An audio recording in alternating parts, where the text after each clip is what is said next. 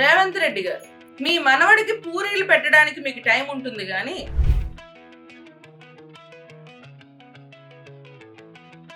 సామాన్యమైన విద్యార్థులకి పూట భోజనం పర్ఫెక్ట్ గా పెట్టడానికి మీకు టైం లేదు. గొడ్డు కారంతో తింటున్నారు. ఆ విషయం మీకు అర్థమవుతుందా? తెలుసుకోండి. చక్కెర కారం వేసుకొని తింటాను.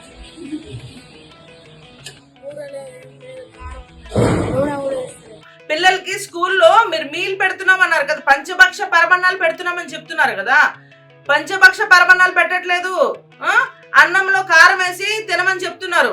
ఇదే మీ పాలన, మీ నికృష్టపు పాలన ఇది. ఫుడ్ పాయిజన్ అయ్యి పిల్లలు ఆఖరికి పడుకుంటే వాళ్ళకి బెడ్లు కూడా లేవు హాస్పిటల్స్ లో.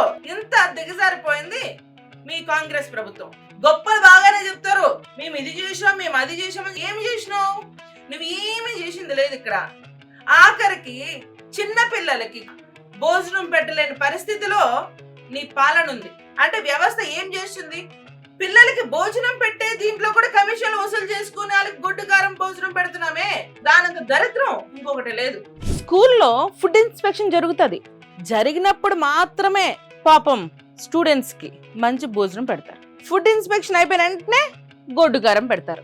అంటే ప్రజలకి మేము పంచభక్ష పరమణాలు పెడుతున్నామని చూపించుకుంటున్నారా? మీ ఇన్స్పెక్షన్ రోజు మాత్రమే పాపం వాళ్ళకి మంచి ఆహారం, మిగతా రోజంతా కూడా గొడ్డు కారమే తినమని చెప్తున్నారు మీరు. ఉదాహరణకి ఒక సినిమా ఉంది, ఆహనా పెళ్ళంట.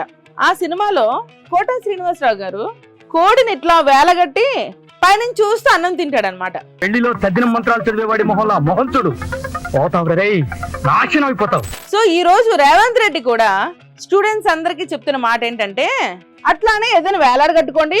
మీకు వంకాయ కూర కావాలంటే వంకాయ వేలాడ పెట్టుకోండి, బెండకాయ కావాలంటే బెండకాయ వేలాడ పెట్టుకోండి, చికెన్ కర్రీ కావాలంటే కోడిని వేలాడ పెట్టుకోండి.